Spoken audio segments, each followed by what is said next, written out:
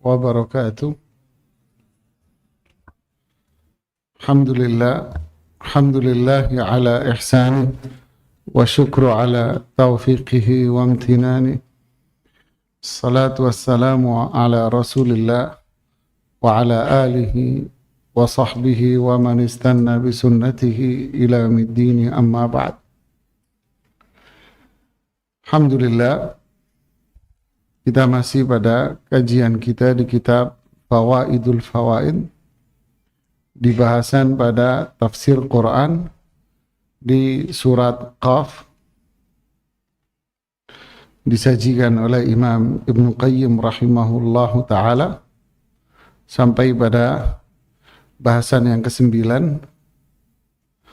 yaitu penjelasan pada surat Qaf ayat 12, 13, dan 14 berkaitan dengan tema pendustaan terhadap para rasul dari masa ke masa.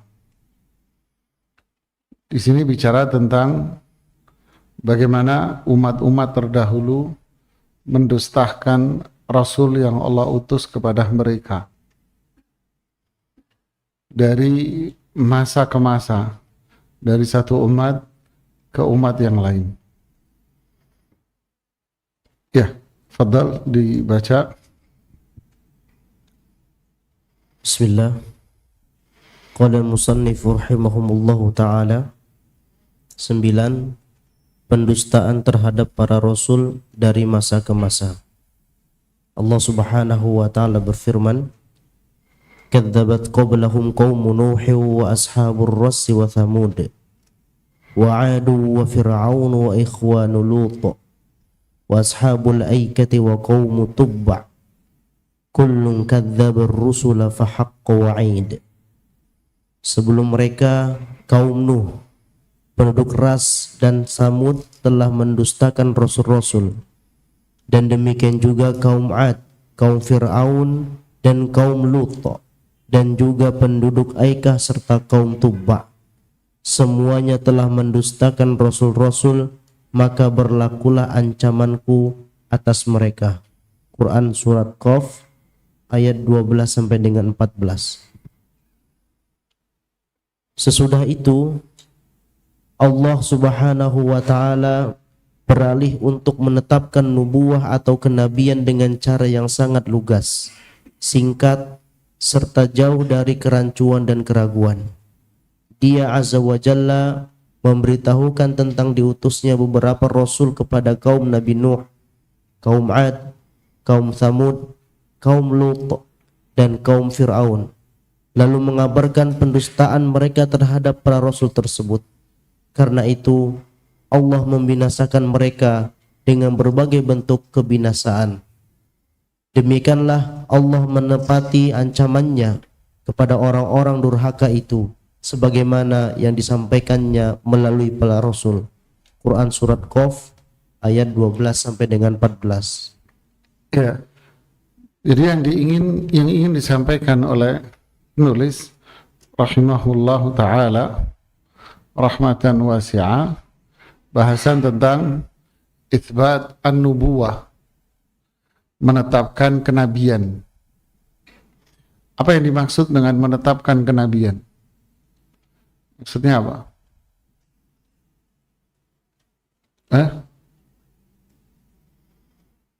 Apa maksudnya?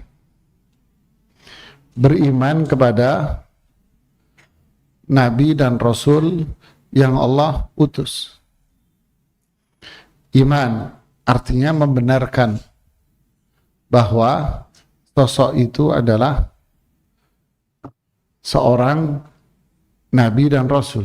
Dia membenarkan. Kemudian yang kedua, membenarkan semua berita yang disampaikan kepadanya. Membenarkan semua berita yang disampaikan, yaitu yang disampaikan oleh Rasul ini. Membenarkan semua berita. Yang ketiga, melaksanakan semua perintahnya. Yang keempat, meninggalkan semua larangannya.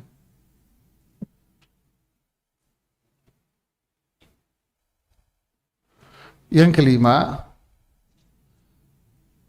membela dan memuliakannya dari orang-orang yang mencela dan merendahkannya.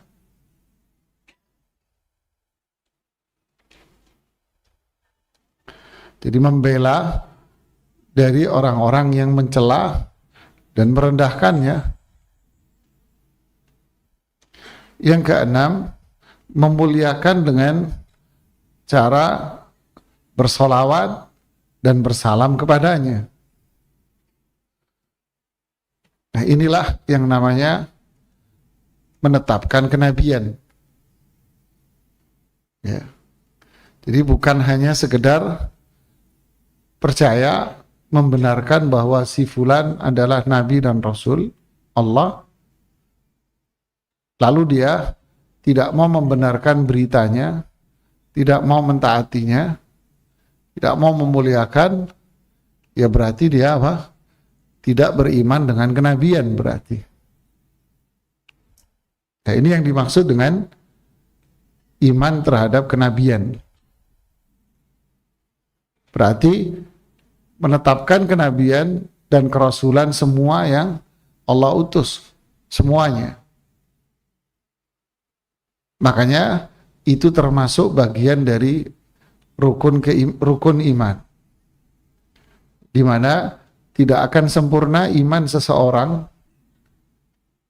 bahkan tidak dikatakan beriman, bukan tidak sempurna lagi, bahkan dia tidak dikatakan sebagai orang yang beriman sampai dia menetapkan kenabian dan kerasulan para nabi dan rasul ini.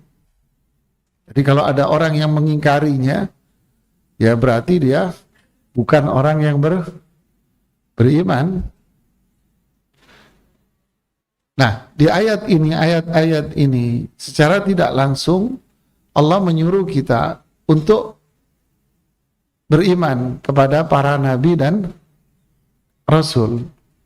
Jika ada yang mengingkari nabi dan rasul, maka akibatnya seperti yang Allah timpakan azab kepada kaum-kaum terdahulu. Seperti yang dikisahkan di sini ada kaum Nabi Nuh. Kemudian kaum Ras, kaum Thamud, kaum Ad, Fir'aun, Lut, kemudian Aikah, Tubba. Mereka semua ini adalah kaum-kaum bangsa-bangsa yang Allah utus di tengah mereka nabi dan rasul. Tetapi mereka tidak mengakui kenabian mereka, tidak mau membenarkan, tidak mau beriman, menolak, mengingkarinya. Maka apa yang terjadi? Allah hancurkan kaum-kaum ini. Allah binasakan semuanya.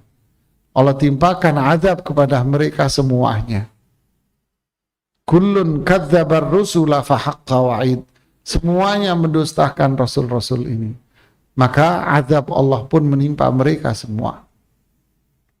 Sehingga wahai manusia-manusia yang datang setelah mereka, yaitu kaum akhir zaman yang diutus kepada mereka nabi yang terakhir, rasul yang terakhir, Muhammad bin Abdullah sallallahu alaihi wasallam, berimanlah kalian kepada beliau karena beliau seorang nabi dan rasul.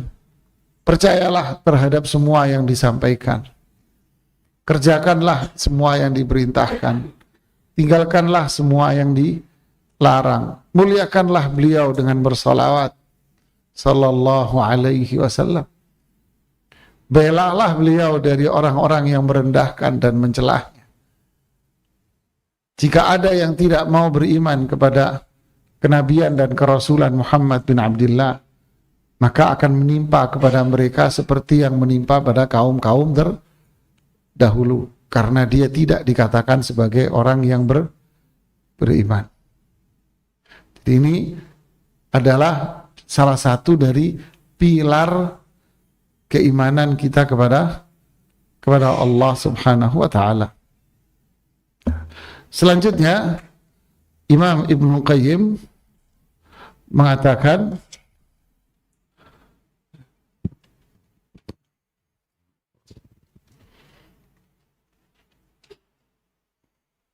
demikianlah penjelasan Allah mengenai nubuah para rasulnya dan nubuah Muhammad sallallahu alaihi wasallam. Sosok yang mengabarkan kisah umat-umat terdahulu tanpa mempelajarinya dari seorang guru dan tanpa membacanya dari sebuah kitab. Tapi beliau sallallahu alaihi wasallam mampu memberitakan semua itu secara terperinci dan sesuai dengan pemberitaan ahlul kitab. Tidak ada sanggahan yang muncul atas pernyataan-pernyataan di atas, melainkan sanggahan penuh dengan kebohongan dan keangkuhan dari orang-orang yang mengingkari perkara-perkara pasti tersebut, bahwa semua itu bukanlah apa-apa, atau semua peristiwa dan bencana yang menimpa umat yang mendustakan para rasul itu juga menimpa umat lainnya. Orang yang menyatakan sanggahan tersebut sebenarnya sadar bahwa dirinya telah berdusta dan mengada-ngada. Orang itu sadar setelah mengingkari kenyataan yang disaksikan oleh mata dan bukti sejarah yang telah dinukilkan dari masa ke masa. Dengan demikian, penyangkalannya itu sama halnya dengan penyangkalan atas keberadaan raja-raja, ulama-ulama, serta negeri-negeri yang masyhur.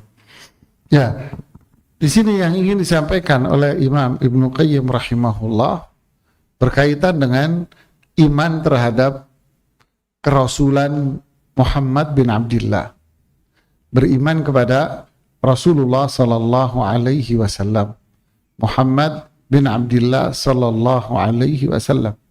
Dengan cara apa?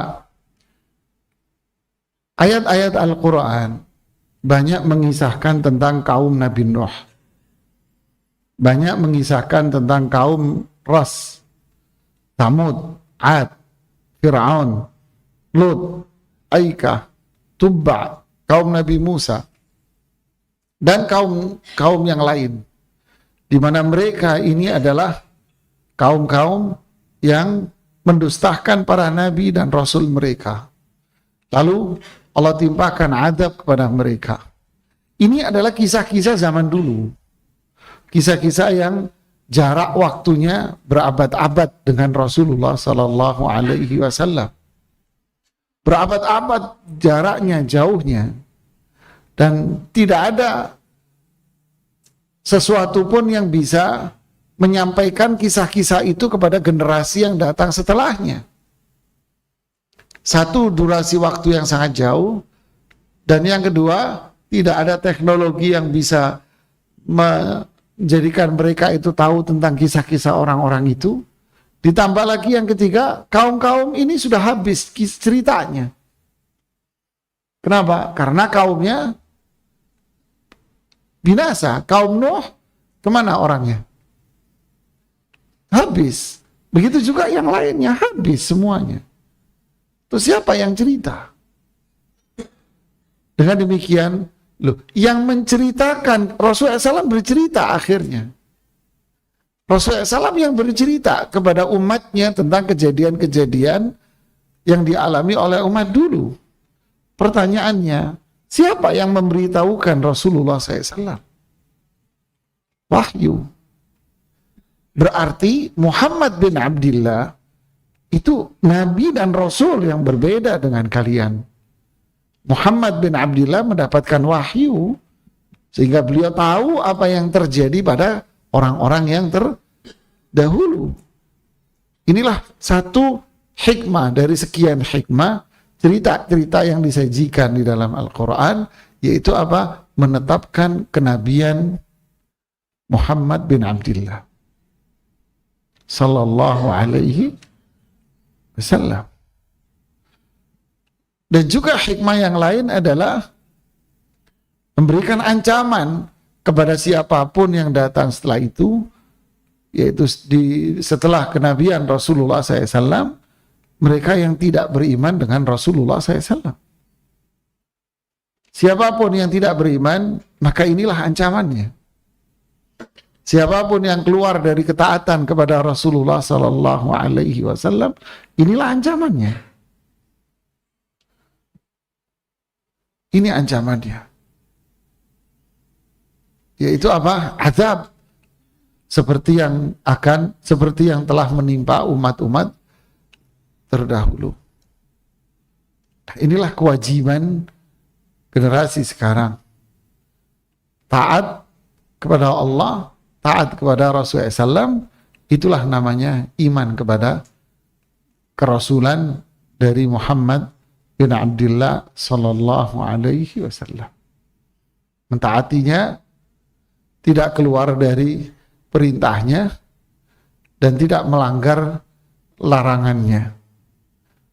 Inilah yang namanya iman kepada Rasulullah sallallahu alaihi wasallam. Inilah yang namanya jalan yang lurus. Kemudian berikutnya bagian yang ke-10. 10. Makna kata i'ya dalam surah Qaf. Allah Subhanahu wa taala berfirman, afa'ayina bil khalqil awwal bal hum fi labsim min khalqin jadid. Maka apakah kami letih dengan penciptaan yang pertama? Sama sekali tidak. Bahkan mereka dalam keadaan ragu-ragu tentang penciptaan yang baru. Ya. Quran surah Qaf ayat 15. Ayat 15 ya. Sebelum masuk penjelasan Ibnu Qayyim, saya kasih gambaran dulu karena penjelasan beliau cukup dalam ya. Ayat ini bicara tentang mereka yang mengingkari hari kebangkitan, hari hisab, nggak percaya. Lalu Allah mengatakan, afa'ayina bil khalqil awal. Apakah mereka itu mengira bahwa kami, yaitu Allah subhanahu wa ta'ala,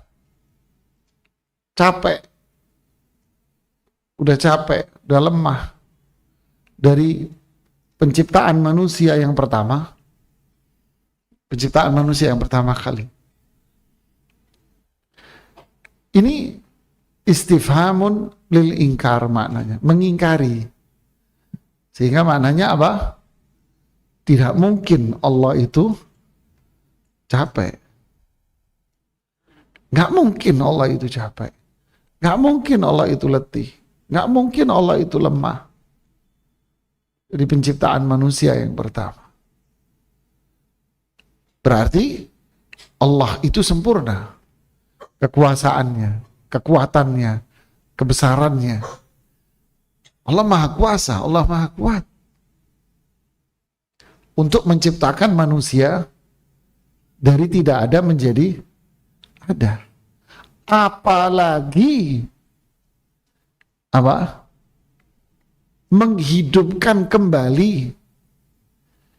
Tentu menghidupkan kembali jauh lebih mudah, ringan daripada yang pertama. Allah Maha Sempurna. Allah Maha Kuasa. Balhum fi labsin min khalqin jadid. Tapi mereka lah orang-orang kafir ini yang nggak percaya dengan hari kebangkitan manusia. Khalqin jadid, dibangkitkan yang lagi, itu mereka nggak percaya. Mereka nggak percaya. Tapi bagi Allah mudah. Allah Maha Kuasa, Allah Maha Kuat. Tidak mungkin Allah itu capek, lemah. Apalagi menghidupkan kembali, hal yang mudah bagi Allah. Paham? Paham ya? Ini makna ayat ini. Oke, coba renungkan penjelasan Ibnu Qayyim yang cukup mendalam. Pada ayat ini Allah mengulangi lagi penegasan tentang kebangkitan kembali. Dalam bahasa Arab terdapat ungkapan ayyabih yang biasa diucapkan kepada orang yang lemah atau tidak mampu mengerjakan sesuatu. Adapun kata ayya pada kalimat ayya fulanun bihadzal amr artinya adalah fulan lemah atau tidak mampu lagi melakukan suatu perkara. Kata ini digunakan juga dalam syair, misalnya pada syair berikut: Ayu bi amrihim kama ayiyat bi baydotiha hamama. Mereka letih dengan urusan mereka seperti burung dara yang letih mengerami telurnya. Di sini Ibnu Qayyim ingin menjelaskan kata afa'ayina, ayina, yang artinya ayina itu artinya adalah letih. Ayina itu letih. Kata ayina itu letih. Tapi di sini ada tambahan alif a. Kemudian ada huruf fa. Afa. Aslinya ayina. Ayiya ditambahi na, kata ganti kami. Nahnu, kami, yaitu Allah. Ayiya, ayina. Gitu.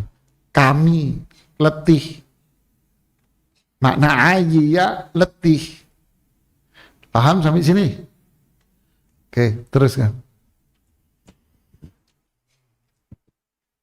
Di antaranya pula pada firman Allah Subhanahu wa taala, "Walam ya'ya bi khalqihin," dan dia tidak merasa payah karena menciptakannya.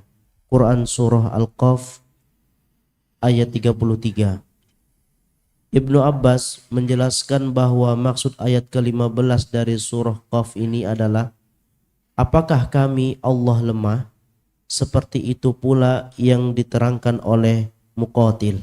Ingat, ini bukan pertanyaan untuk dijawab.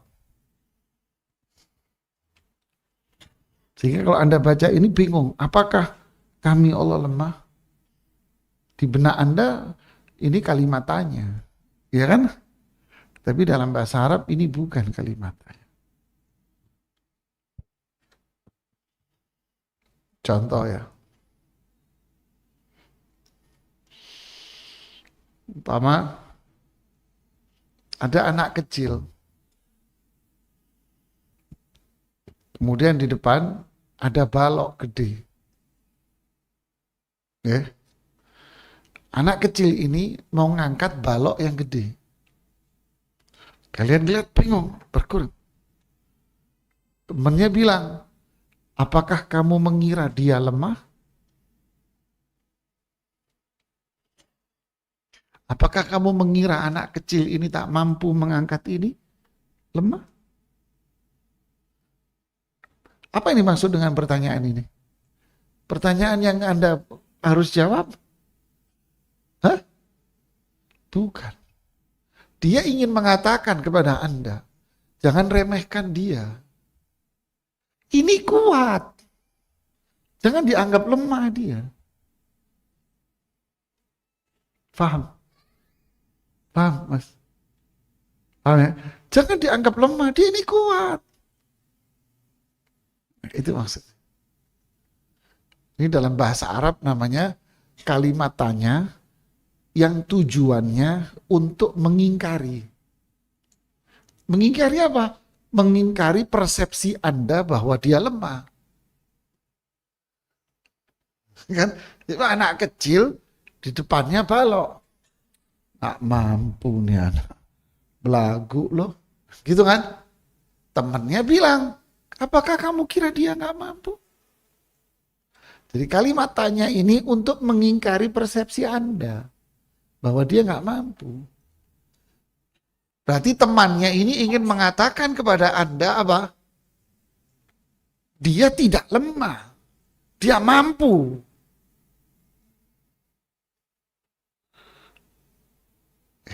Ini bahasa Arab, ya, luar biasa ini. Terus,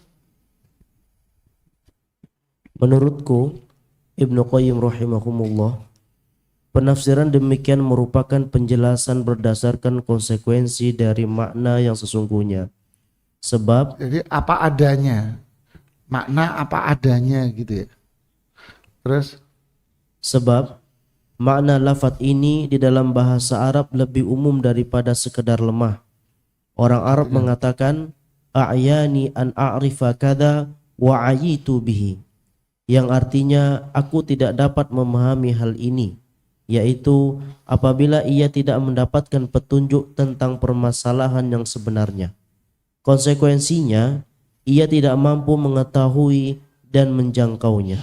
Jadi ini makna. Jadi kata a'yani an a'rifa kada. Terjemahan letterleknya a'yani an a'rifa kada. Itu membuatku lemah untuk saya tahu dia. Bingung kan kamu? Bingung kamu. Ia membuat saya lemah untuk aku ketahui dia. Bingung kamu? Loh, maksudnya apa? Maksudnya adalah aku nggak paham. Bahasa Arab sastra ini tinggi. Tadi nggak gampang belajar bahasa Arab jemaah. A'yani itu membuat aku lemah sehingga aku nggak paham.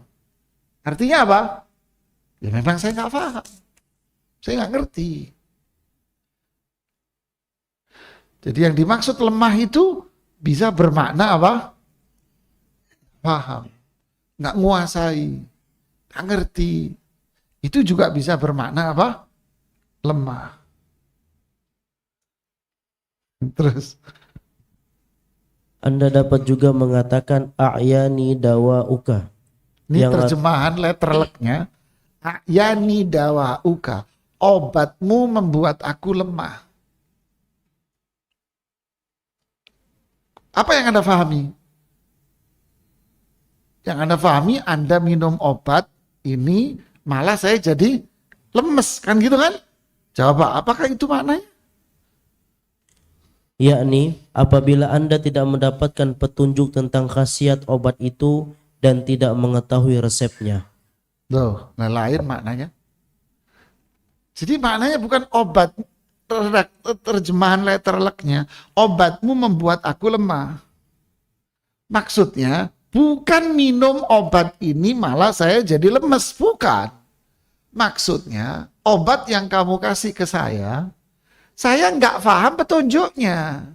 Sehingga bikin anak pusing. Bukan obatnya, petunjuknya yang bikin pusing. Paham? Asik ya belajar bahasa Arab kan? Menarik itu belajar bahasa Arab itu.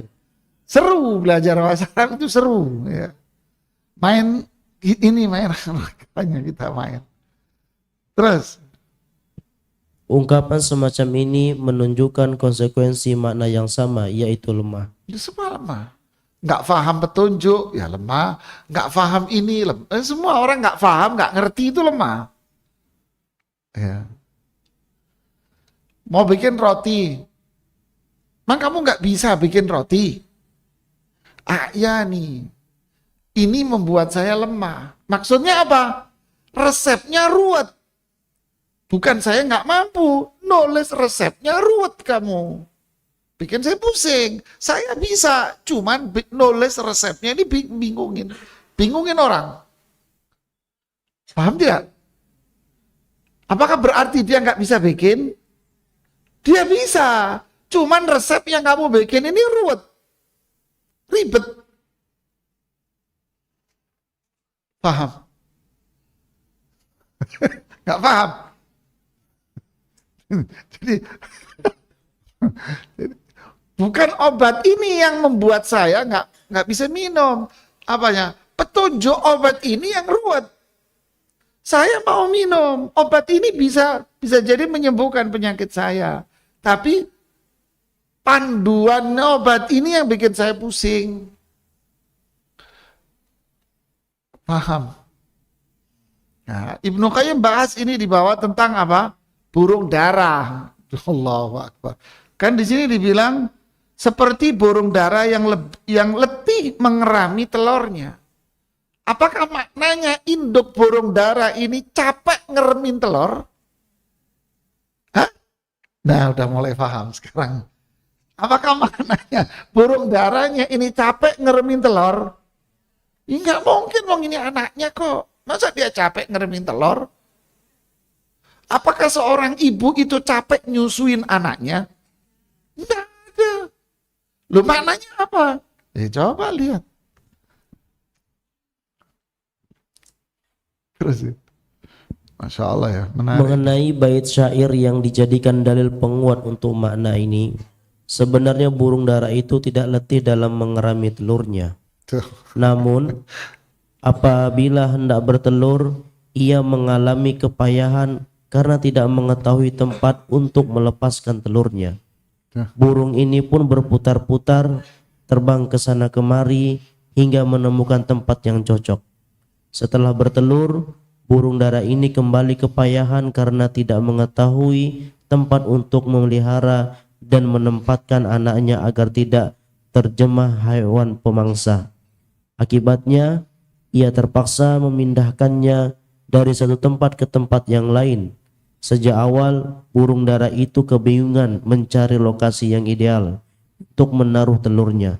Kemudian, bait syair ini menjadi tamsil bagi manusia yang kepayahan oleh urusannya sendiri, tidak tahu dari mana ia harus memulai mengatasi masalahnya dan bagaimana ia harus menyelesaikannya. Paham. Paham. Apakah maknanya burung dara ini capek nelor? Capek ngeremin telurnya? Enggak. Burung dara nggak capek. Dia mampu untuk nelor dan dia mampu untuk mengerami telurnya. Mampu dia. Dia kuasa untuk itu. Kamu kira dia capek? Dia nggak capek. Kamu kira burung itu lemah? Burung itu nggak lemah. Burung itu kuat. Nah, itulah maksudnya. Itu kuat burung itu. Ini yang ingin disampaikan. Burung ini nggak lemah. Burung nggak capek dia. Dia bisa nelor. Paham? Kalimat sedikit tapi penjelasannya panjang banget gitu. Subhanallah. Paham sampai sini ya? Afa ayina bil khalqil awal. Apakah Allah capek menciptakan manusia? Apakah artinya bahwa Allah punya sifat capek? Hah? Enggak. Maksudnya adalah apa? Allah itu maha kuasa untuk menciptakan. Enggak capek. Kamu yang enggak percaya. Kamu yang enggak percaya sama kekuasaan Allah. Ini maknanya. Anda yang enggak percaya sama kekuasaan Allah, sama kebesaran Allah, Anda yang enggak percaya. Kok Anda bilang Allahnya yang capek? Capek. Di bait syair ini, burung dara itu capek mengerami. Loh, dia nggak capek. Yang bikin capek apa? Habitatnya kan udah rusak. Sehingga dia kalau nelor nggak ada tempat. Kamu yang salah. Kenapa habitatnya dia kamu rusak? Sehingga kalau mau nelor dia cari tempat yang susah.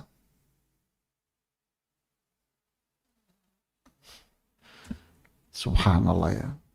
Jadi nggak gampang-gampang nafsirin Al-Quran. Ya, jangan gampang-gampang.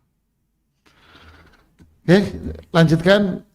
Kali ini pindah di bagian yang berikutnya. Bal hum fi labsim min khalqin jadid.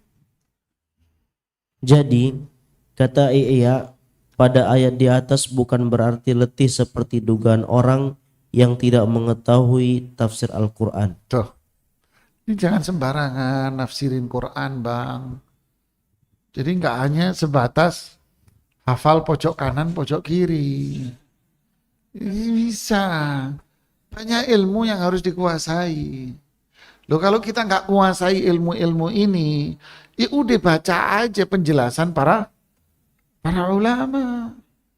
Baca penjelasan tafsir Ibnu Jarir, tafsir Ibnu Katsir, Qurtubi, Al-Baghawi, Abu Hatim Ar-Razi, Baidawi, silahkan. Para ulama-ulama yang lain, baca dong tafsir-tafsir ini. Kalau Anda tak mampu, dan Anda pasti nggak mampu lah. Baca penjelasan para ulama, kita akan paham dari situ. Jangan memahami dari pikiran Anda sendiri. Anda merasa hebat dari situ. Ya, siapa lo? Gitu loh. Man qala fil Qur'ani bi ra'yi falyatabawwa maq'adahu minan nar. Siapa yang mengomentari Al-Quran dengan pikirannya dia sendiri, ya silahkan menempati tempatmu di neraka jahanam. Ya. Kemudian begitu pula sabda Rasulullah SAW. Ya, jangan menafsirkan hadis sesuka kita. Bacalah penjelasan para ulama. Kemudian pelajari bahasa Arab dengan baik. Ya, dan kaedah-kaedah dalam bahasa Arab. Kaedah-kaedah dalam penetapan hukum, kaedah-kaedah dalam penentuan validitas hadis. Ya. Kemudian Bahkan makna letih ini dinyatakan tidak termasuk dalam sifat-sifat Allah Subhanahu wa taala. Sebagaimana dijelaskan di bagian-bagian akhir surah Qaf ayat 38, yaitu firman-Nya, wa ma massana min lughub, dan kami tidak merasa letih sedikit pun. terus Sesudah mengulangi penyebutan kebangkitan manusia di akhirat, Allah Subhanahu wa taala memberitahukan bahwa balhum fi labsim min khalqin jadid. Bahkan mereka dalam keadaan ragu-ragu tentang penciptaan yang baru. Quran surah Qaf ayat 15. Maksudnya, mereka masih meragukan apakah mungkin seluruh makhluk dapat dihidupkan kembali layaknya ciptaan yang baru. Padahal Allah telah mengingatkan orang-orang itu dengan salah satu bukti konkret yang menunjukkan kekuasaan dan rububiyahnya. Di samping menunjukkan kebenaran kebangkitan tersebut, yaitu ihwal penciptaan manusia. Penciptaan manusia ini merupakan bukti terkuat yang dapat dijadikan sandaran untuk menetapkan tauhid dan kebangkitan kembali. paham? Jadi mereka ini nggak percaya dengan hari kebangkitan. Kenapa? Apakah seluruh manusia yang sudah wafat, mati dengan berbagai macam bentuk kematiannya, apa iya mereka bisa dihidupkan kembali secara utuh? Untuk menjawab ini, lihat penciptaan manusia. Penciptaan manusia ini adalah penciptaan yang sangat sempurna sekali. Dari tidak ada menjadi ada.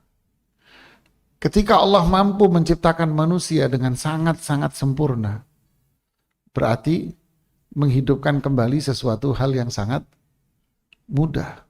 Kenapa Anda ragu? Terus?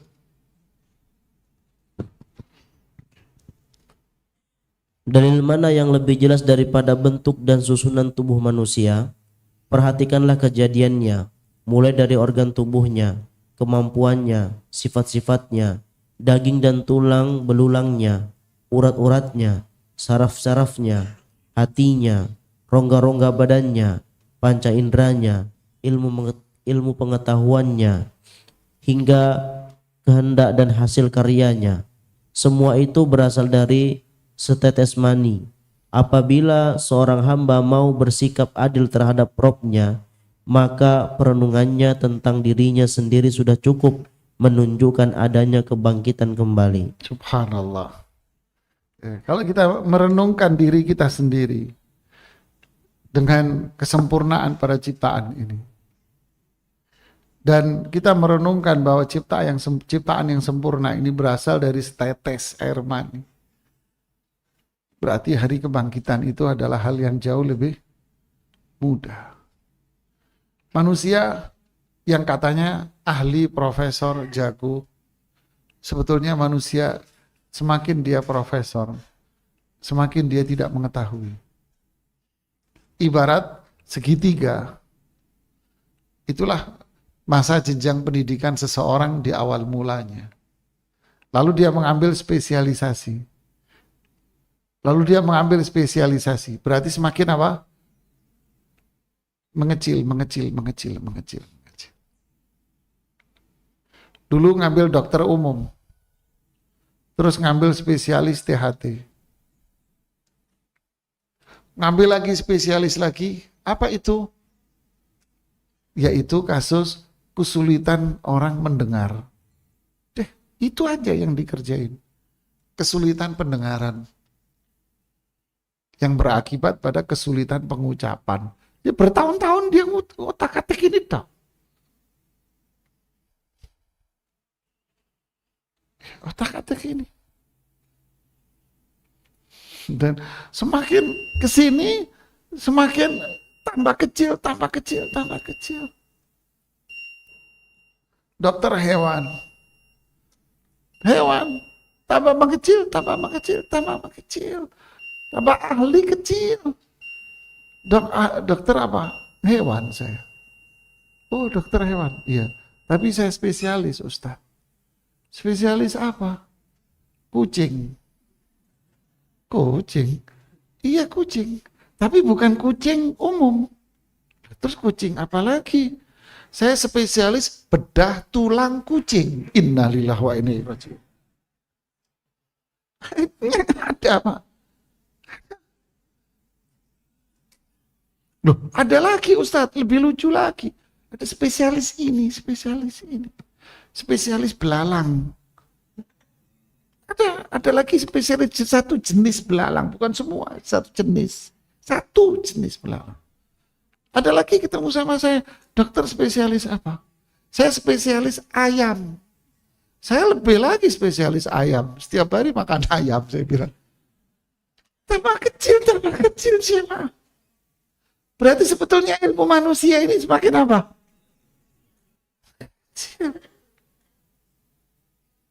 Lemah manusia gak bisa. Subhanallah ya. Tapi lihat ciptaan.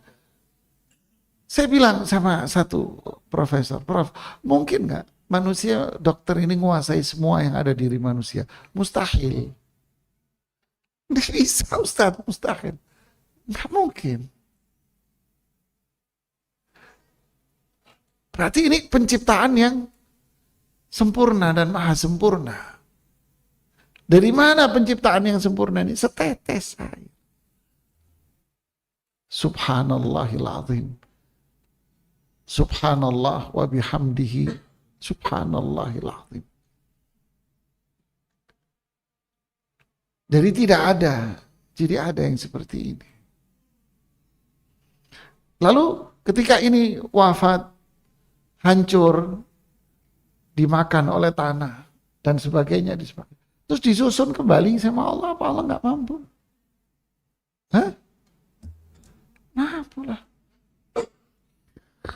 Manusia bisa memperbaiki kembali barang yang rusak kok, dan bisa dikembalikan seperti sedia kala. Apa mobil? Dia bisa kembaliin itu mobil seperti sedia kala. Motor dia bisa balikin seperti sedia kala. Musim hujan tak lagi muncul tukang payung. Dia bisa balikin lagi itu payung yang nggak bisa kepake. Dihidupin lagi itu payung sama dia. Lantas siapa yang menciptakan semuanya? Allah.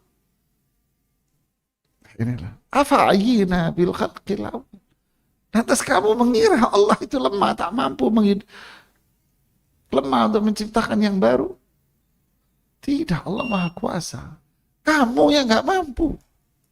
Dia yang nggak mampu. Allah mampu. Apalagi menghidupkan kembali. Subhanallah. Inilah namanya rububiyah. Ya. Rabbil alamin. Kita dengarkan azan dulu.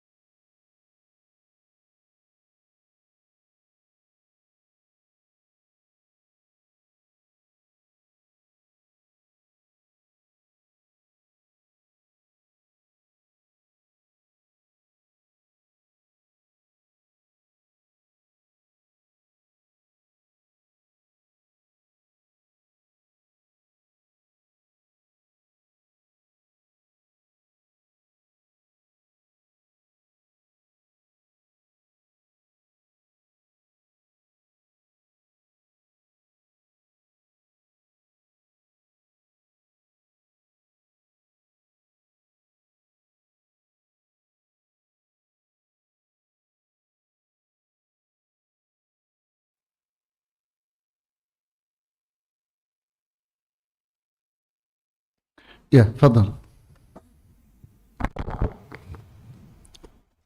Bahkan seharusnya ia menjadikan dirinya sebagai dalil atas kebenaran segala hal yang disampaikan oleh para rasul tentang Allah, juga tentang asma dan sifatnya. Selanjutnya, Allah memberitahukan bahwa ilmunya meliputi diri setiap hamba. Karena itulah dia mengetahui apa-apa yang terbetik di dalam hati manusia. Dia pun memberitahukan tentang kedekatannya dengan sang hamba melalui ilmunya yang meliputinya. Sampai-sampai diungkapkan bahwa melalui kekuasaan dan ilmunya dia lebih dekat kepada hamba daripada urat lehernya sendiri. Maksudnya Ibnu Qayyim di sini menjelaskan ayat yang ke-16,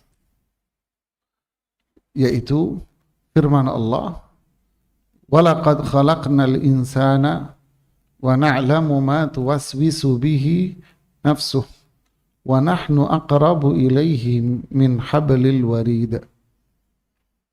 Walaqad khalaqna, dan sungguh kami telah menciptakan al insana, manusia, wa na'lam, nah ini, dan kami berilmu dan kami tahu ma tuwaswisu bihi nafsuh, apa yang dibisikkan oleh hatinya.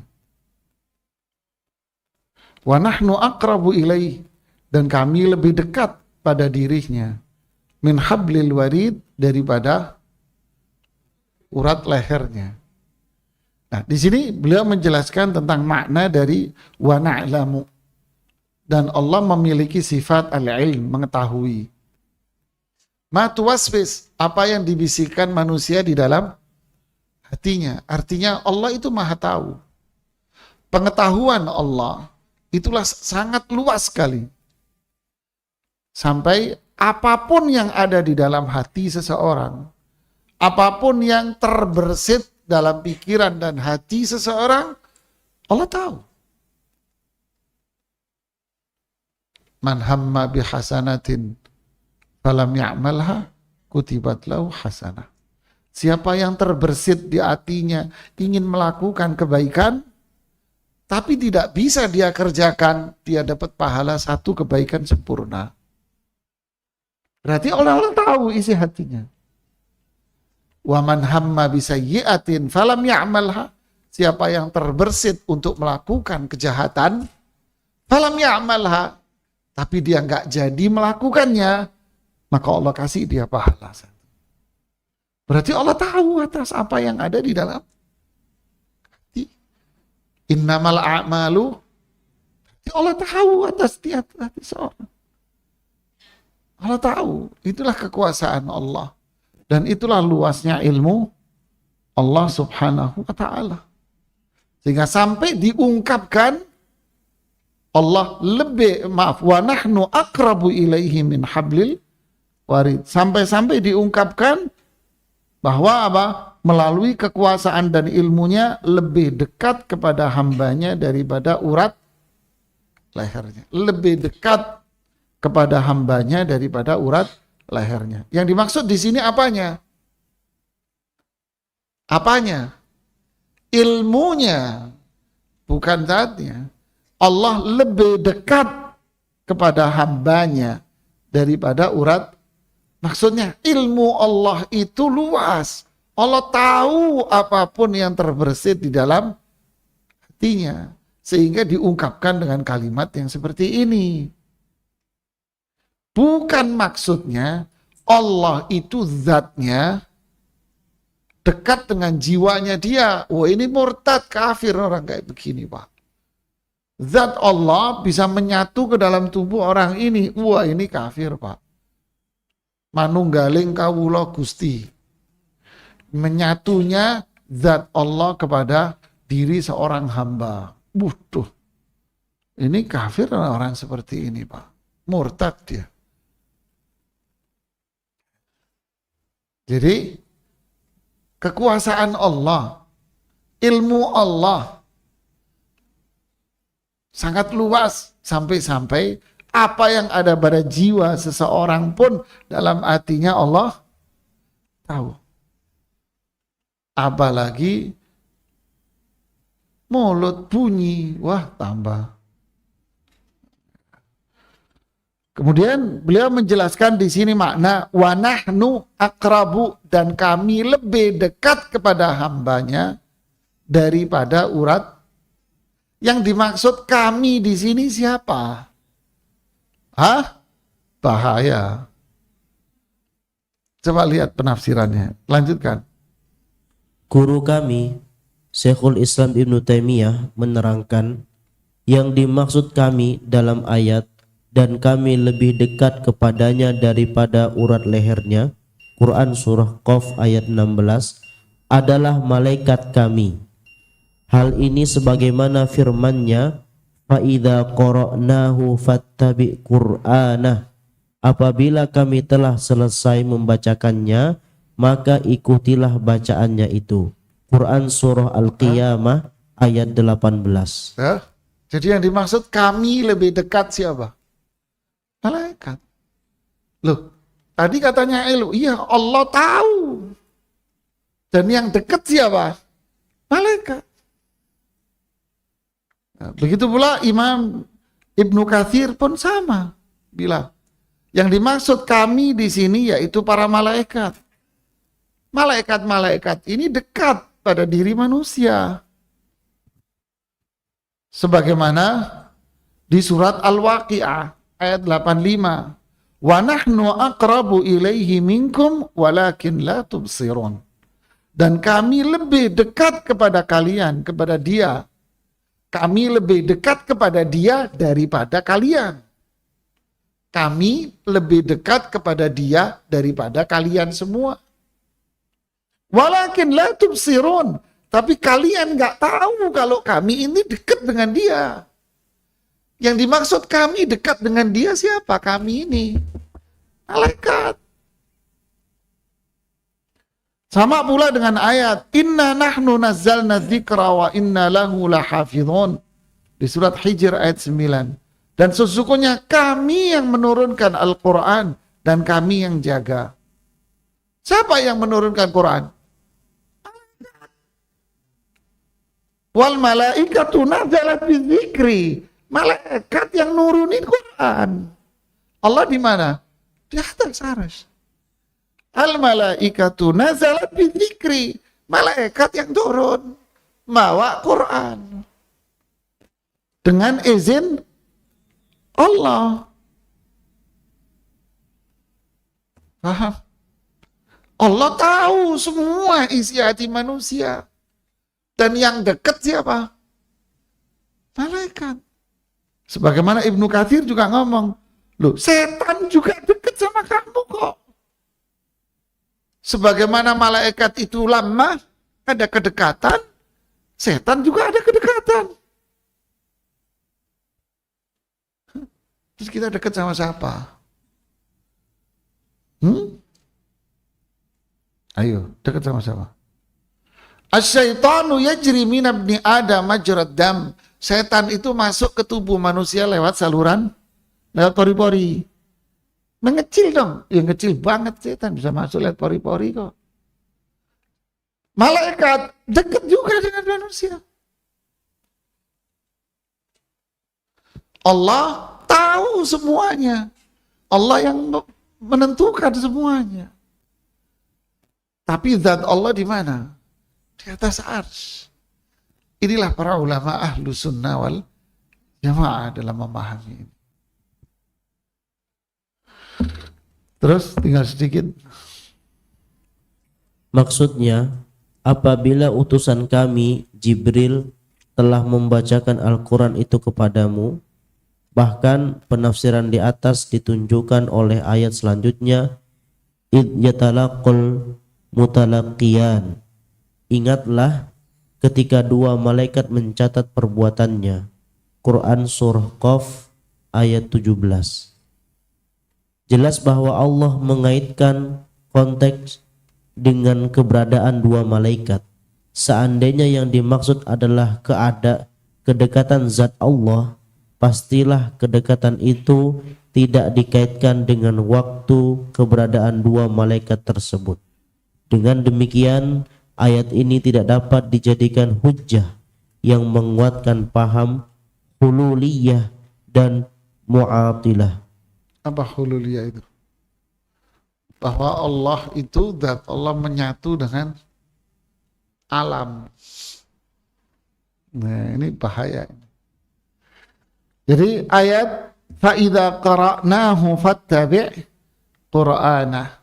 Apabila kami telah selesai membacakannya, maka ikutilah bacaannya itu. Yang dimaksud kami selesai membaca. Jadi kami yang baca, berarti siapa? Makanya maksudnya apabila utusan kami Jibril selesai bacain Quran, barulah kamu baca. Ini malaikat.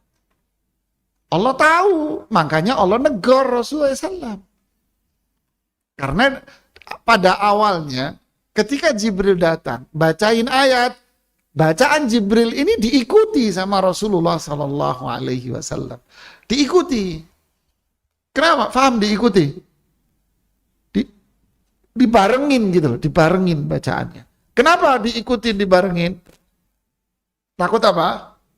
Takut lupa. Dibarengin. Lalu Allah turunin ayat ini. Allah turunkan ayat. Berarti Allah tahu kan?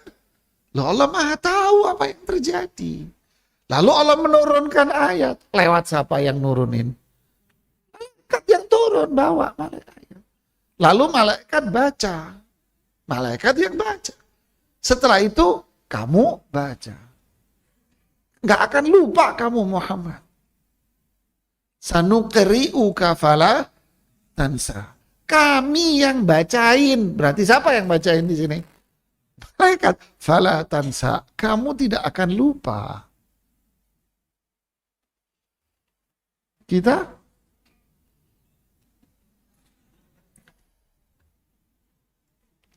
tapi subhanallah. Rasulullah SAW ummi, nggak bisa baca. Inilah ujiannya. Diutus di tengah-tengah masyarakat ahli bahasa sastra.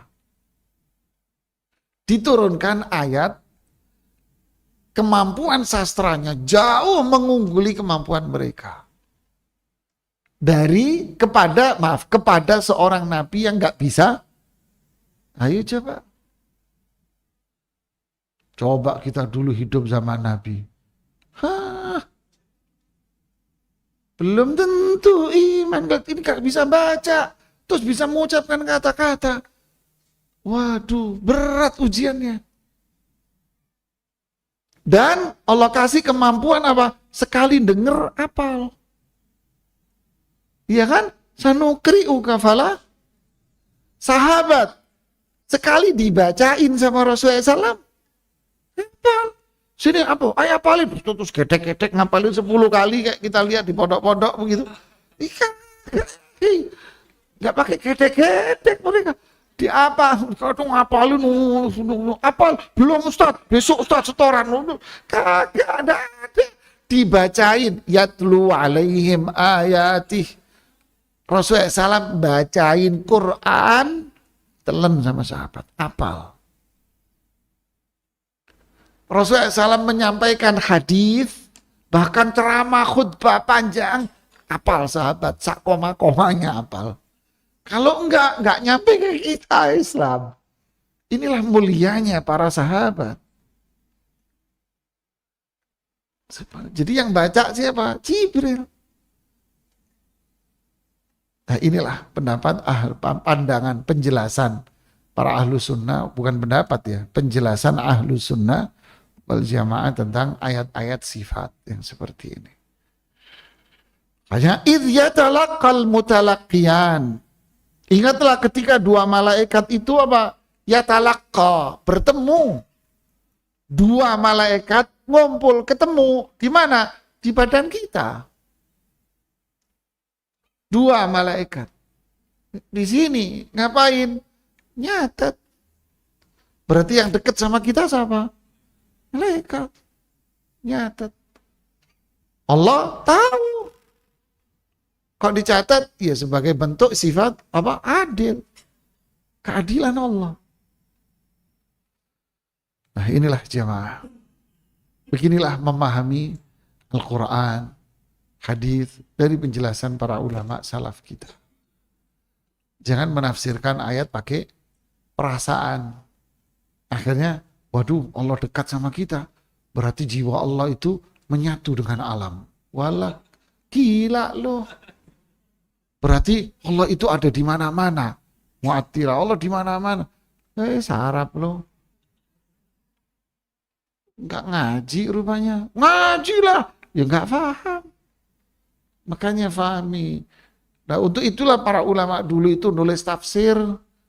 Biar apa? Biar generasi berikutnya enggak gagal paham. Ya. Sama pula pendiri-pendiri awal negeri ini menulis kamus bahasa Indonesia. Buat apa? Buat panduan untuk generasi berikutnya biar gak gagal paham dalam berbahasa Indonesia. Ya, sama kan?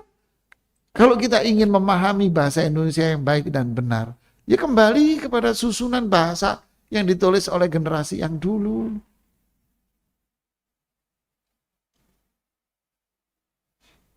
Ini kan pola berpikir namanya. Wallahu a'lam bishawab. Ini yang bisa saya sampaikan, semoga bermanfaat buat kita semuanya. Kita lanjutkan di bahasan berikutnya yang ke-11 tentang Raqib dan Atid. Ya, yang dua malaikat yang ketemu sama kita setiap hari, setiap jam, setiap saat, setiap detik. Ngapain bawa pulpen nyatet? Ya. Nas'alullah at-tsabat wal afwa wal afiyah. Fadal, kalau ada yang bertanya.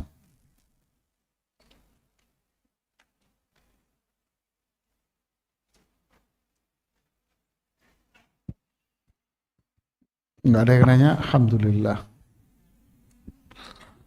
Silakan, Pak.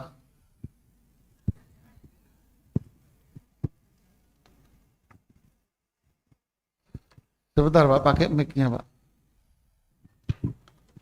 Allah itu dekat dengan urat nadi kita. Nah, pernyataan ini maksudnya malaikatnya atau Allahnya itu, Pak?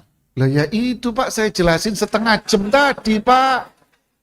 Loh, Bapak pergi kemana, Pak? Astagfirullahaladzim. Setengah jam saya, Pak, sampai minum, Pak. Setengah gelas, Pak.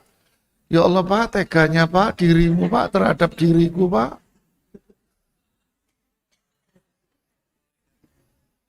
Ya, yang lain silakan.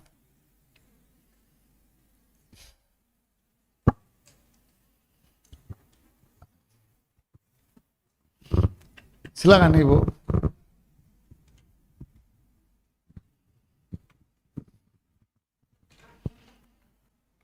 Ada yang nanya tuh yang di belakang.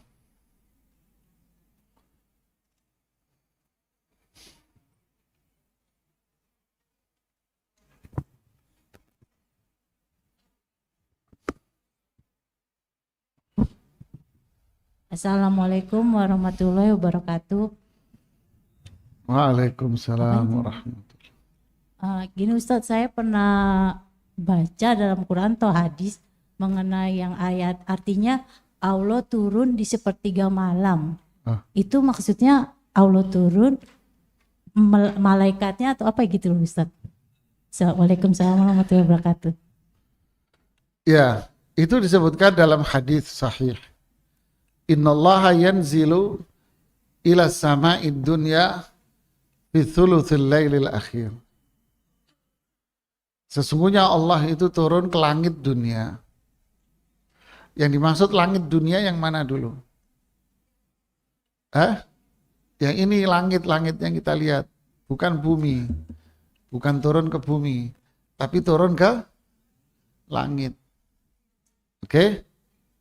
Kemudian di hadis ini Rasulullah SAW mengatakan, ini sabda Rasulullah SAW, ucapan Rasulullah SAW, yaitu Rasul Allah yang paling tahu tentang Allah.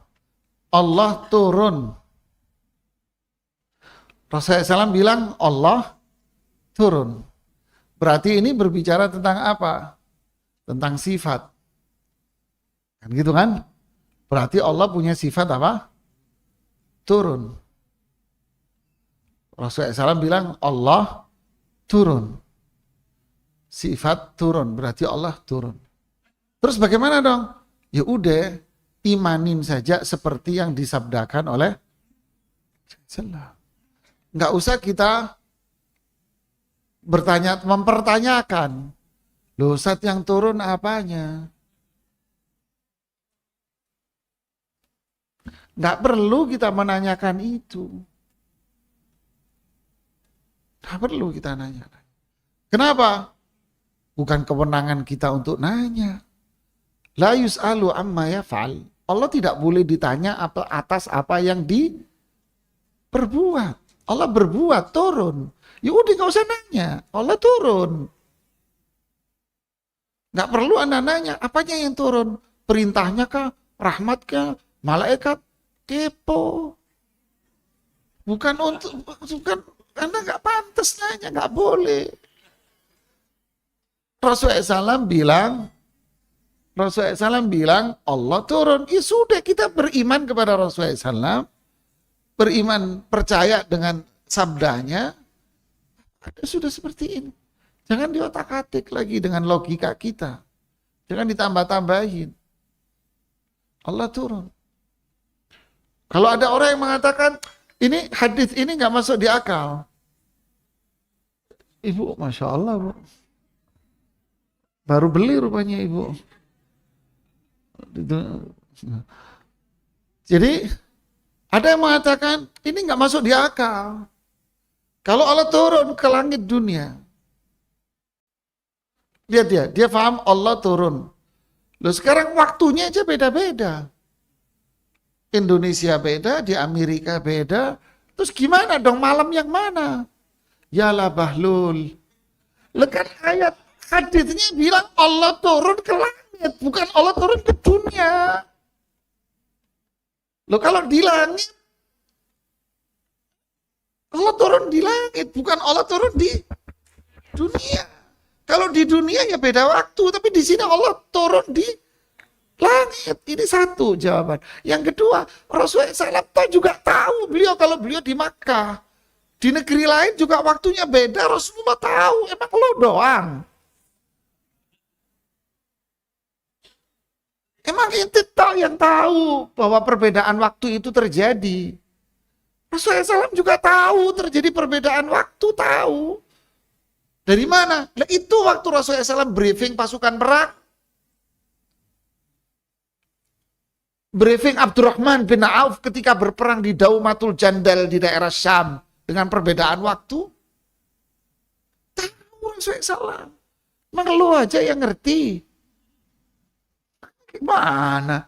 Tapi Rasulullah SAW bilang Allah turun ke langit dunia. Udah, jangan diotak-atik pakai pikiran Anda, sok tahu, kepo. Allah bilang, Rasulullah SAW bilang Allah turun. Udah imani bahwa Allah itu turun. Lalu apa yang harus kita lakukan? Lah, ujung hadisnya apa? Siapa yang berdoa Allah kabulkan, siapa yang minta Allah kasih. Sibukkan dengan ini, jangan disibukkan dengan itu, bukan urusan lo. Kok malah sibuk dengan Allah turunnya? Kita beriman di situ, apa yang kita sibukkan sekarang? Berdoa, minta di jam itu. Sudah, itu yang kita sibukkan. Itu kita imani, kita percayai. Sudah, karena Rasulullah SAW yang ngomong. Kita sibukkan dengan yang ini. Sudah doa belum? Sudah minta belum? Kok menyibukkan waktu? Antik banget. Ya.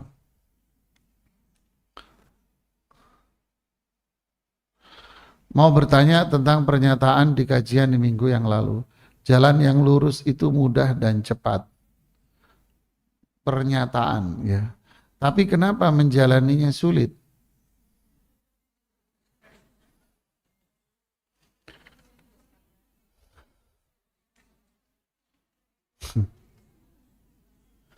Ini yang salah siapa? Bingung saya. Yang salah siapa ini? dan banyak mengikuti hawa nafsu dan sulit istiqomah. Loh, yang sulit siapa? Ya kan? Yang sulit siapa? Hah? Yang sulit kita. Kita yang sulit. Kemarin ada jamaah konsul sama saya.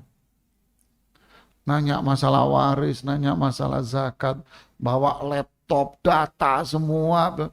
Saya duduk sambil nyender di pojok di tembok. Bapaknya merhatiin saya tuh sambil nyender. Tuh, biarin aja, memang capek, udah malam.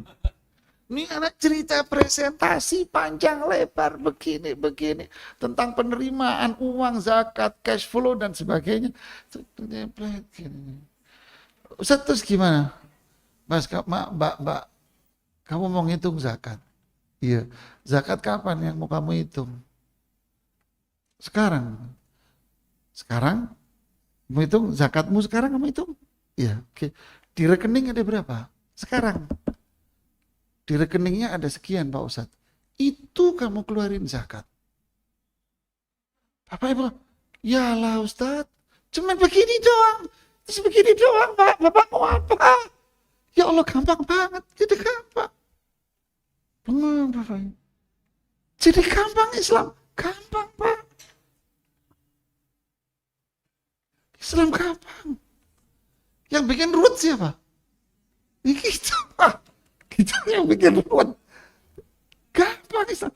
Ya Allah Pak, gampang banget. Gampang Pak. Makanya saya dari tadi saya nyender di tembok Pak. Saya bilang, panjang banget ceritamu Neng. Saya bilang, ya, ini Islam gampang. Inna hadha dina yusr. Islam ini gampang. Ketika ada sahabat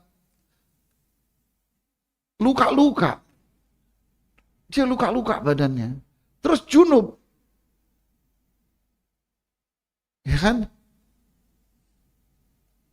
Air ada. Wah, dipikir tayamum ini kayak air gulung-gulung. Ada lagi harus mandi dia. Rasulullah SAW, enggak begini caranya. Tayamum itu begini loh caranya. Saya pikir gulung-gulung ya Rasulullah. Ya kan kayak mandi besar begitu. Enggak. Tayamum cuma begini doang nih, tanganmu begini, tepokin di tanah. Usapin di tanganmu sampai pergelangan, terus wajahmu udah, yalah begini doang. Begini doang. Lo Anda luka-luka parah, ya jangan mandi, wudhu cukup, kalau enggak mati kamu. Mudah. Jadi yang bikin berat itu apa? Satu, jahil, kejahilan kita. Kejahilan kita yang bikin sulit. Kita nggak tahu. Dua, yang bikin sulit apa? Hawa nafsu, bisikan setan. Ini yang bikin sulit. Ya, ini yang bikin sulit.